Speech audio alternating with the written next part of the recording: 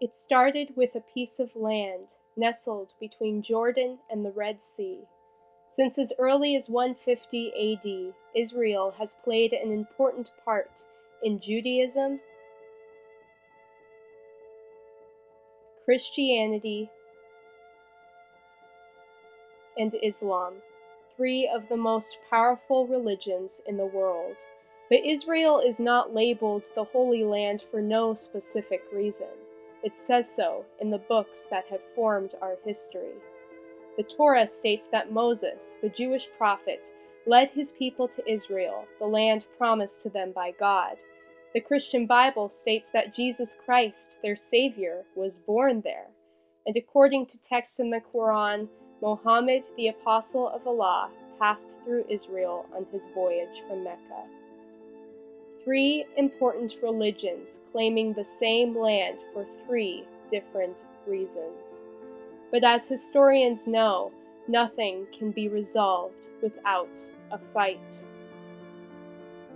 As Christianity spread throughout Europe and Western Asia in about 60 AD, it was clear that Israel was not their main priority. Instead, both Jews and Muslims claimed the right of ownership.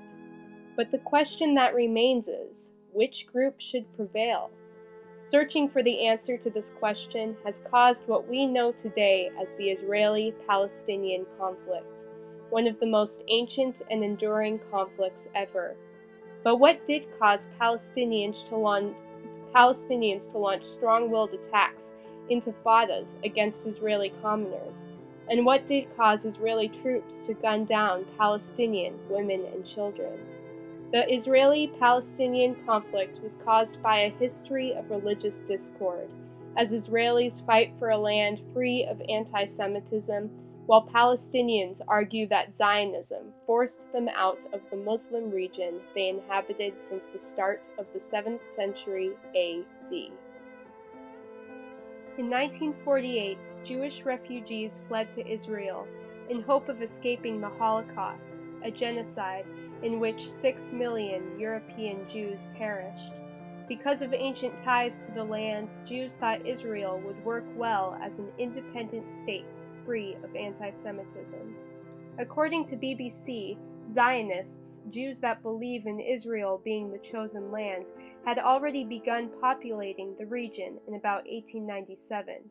But instead of populating empty deserts of no civilization, Jews were met with a Muslim group, the Palestinians, that had occupied the land since the 7th century. In fact, as Khalidi writes, the Palestinians considered themselves to be descended not only from Arab conquerors of the 7th century, but also from indigenous peoples, including the ancient Hebrews and the Canaanites before them. So naturally, these religions came to an impasse. Who was there first, and who deserved the land? For the past 60 years, the Israeli-Palestinian conflict has remained intractable. One example is the day of May 15, 1948, in which Arab groups from neighboring countries launched attacks on Jewish refugees after the United Nations partitioned the land in 1947.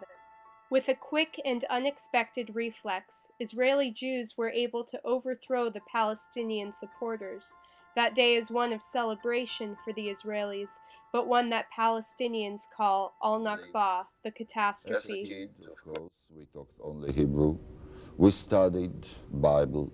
For us, the Bible was something which was not just a religious book. To me, it was more the history of the values and what happened to the Jewish people when they were a Jewish independent. Israel was established, you were 18 years old. Do you remember your feelings? A big majority of our people had been kicked out from their homeland, living as refugees. I can't forget this. This had shocked me from all my deep heart. I remember very vividly you saying many times, there will never be peace The only thing we fight for is victory, and that is the same as destruction of Israel. You changed your mind. No, you are completely wrong. Although it is hard to believe, hope has shown itself amidst this long-lasting battle.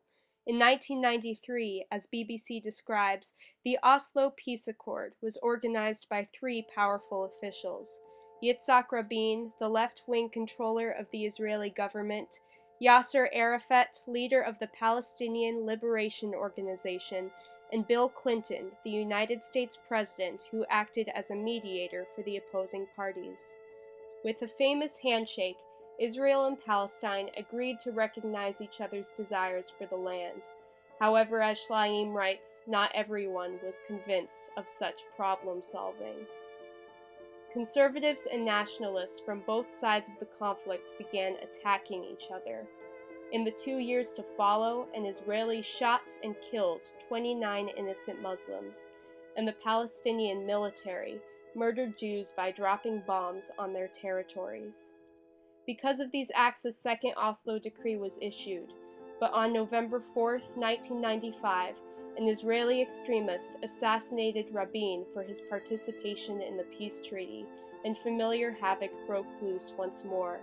Since that day, no one has dared agree to yet another proclamation of peace. Two important religions claiming the same land for two different reasons. Something difficult to accept, but true to the situation, is that there will never be a fair compromise for the Israeli-Palestinian conflict. The only way they can truly reconcile is to respect one another's religion and culture by unifying in the land of promise, even amidst their differences.